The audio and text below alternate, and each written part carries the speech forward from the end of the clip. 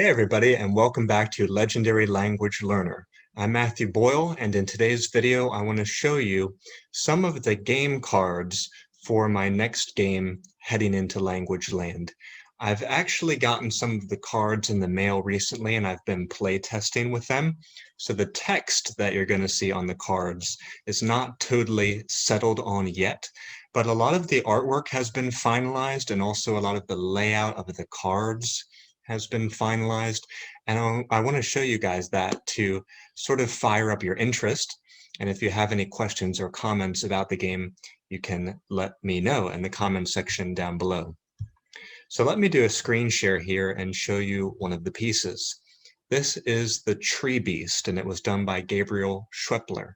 Now, I had Gabriel on for an interview where he discussed in depth how he created the Tree Beast, and also I'm having him do the backs of the cards. So if you really want to learn more about this artist's process, then you can go to watch that video. I'll put a link in this video so you can go to that. You can see this is the Tree Beast. The type, his type is Tree Folk, and then there are some word categories. So in this game, you will, when you flip over this card, potentially you encounter this Tree Beast, you're going to have to roll a dice, speak about that category, and then if you can do that successfully, the Tree Beast will join your team and you can use him to fight other players. Now you might be wondering, why is there no number 1? Why is there no number 6? If you roll a 1, that is going to be unlucky, and the other players can choose which category you have to speak about, so they can potentially trip you up. And if you roll a 6, that is very lucky. You get to choose the category that you want to speak about. And then, generally speaking, from 2 down to 5, those go in an increasing difficulty. So generally the number 2 and 3 categories are a bit easier to speak about, and the number 4 or 5 categories get harder to speak about. Below that, we have a game text rule for this particular card. And then below that, we have a line that comes directly out of the story by the same name, heading into Language Land. Okay, let me pop on the next one so you can see. This is the word wizard. Now, if you've been following with us on social media, I posted Kayla Tait's first sketch of this character, and now you can see it's been finalized and it is looking fantastic. The word wizards, they live on the south coast of Language Land. It's a rugged coast, very mountainous, very foresty, and there's just a roiling ocean there. And so I love that she's wearing this dark blue cloak. And I really love what Kayla has done with the magical staff here. I loved it so much that I've asked her to work on a standalone staff picture for me as a pickup, like an item card. Again, there you've got the word categories. There's the particular rule text for the word wizards. The word wizards love to study, they love to read, they love to learn languages. So probably their special power in this game is going to be, they're going to let you look something up. You can look up one word one time, once per turn, before you roll to find out your category. So it's not a guarantee that they will teach you exactly what to say, but they can help you out. And if you're wondering what this line means, Lomes nin azrin un seslena un zadin, that is not a real language, that is a conlang that I'm working on.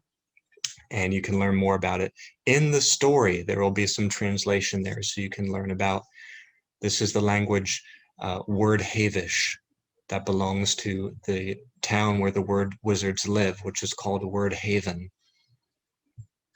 Okay, I'd like to show you one more.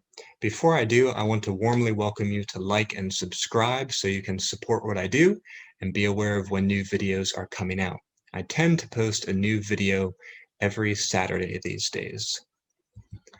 The last one I want to show you is Kurgak. Kurgak is an emperor of a sort of like a, well, it's a huge city where about maybe a quarter to a third of the population is part of the military, and they have the ability to command fire. They're sort of like fire wizards.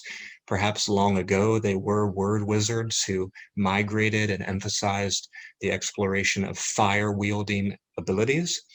But he's an emperor of that fire nation, and he's got a problem because the evil that is spreading across language land is on his doorstep, and he sent his most distinguished and experienced emissary to go to them to try to broker some kind of peace deal or agreement. And they cast these evildoers cast a spell on the emissary, so that now whenever he speaks, it's just draining his life force away. So they sent back basically a shell of a man to the emperor, so now he knows the danger of what he's dealing with. And that's why the name of heading into Language Land 1 is going to be the emissary's warning.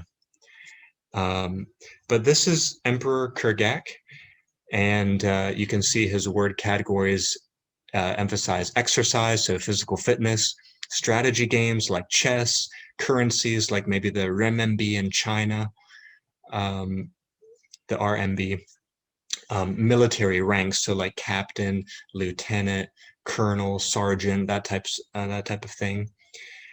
And yeah, well, you can see for yourself. It's a brilliant piece done by Caitlin Rain, and I love how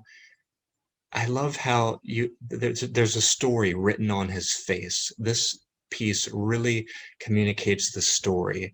You can see so much in his face. You can see his experience, probably some of his brutality, his cruelty, his capacity for sort of double dealing strategically, but you can also see that he's kind of grown a bit weary, and he's got a lot of burdens to think about. He's got a lot of challenges coming at him, and it's almost like he's grown tired of this and he's not sure what to do. There's sort of a weariness in his face or a concern in his face. So that combination of experience but also vulnerability, I think, is amazing in this piece, and it's exactly what needed, exactly what I wanted and needed to happen. It really brought my imagination to life for this character. It speaks volumes. A picture is worth 1,000 words, and I think that's true. If you compare this picture to the story, I think the picture actually gives you more. So thank you very much to all the artists I highlighted today. Thank you to Gabriel, Kayla, and Caitlin. And if you guys want to stay tuned with how it's all going, you can connect to us on Instagram. You can connect to us on Facebook. And also Twitter, and that's where I usually post the updates on how the game art is going. But thank you so much for being with me on today's video. Let me know what you think about the art down below, and if you'd like to learn more about these characters or how the game's going to work, you can post those questions too. All right, that's it for today. I'll see you back here next time at Legendary Language Learner. Thank you so much for being here with us. Bye-bye for now.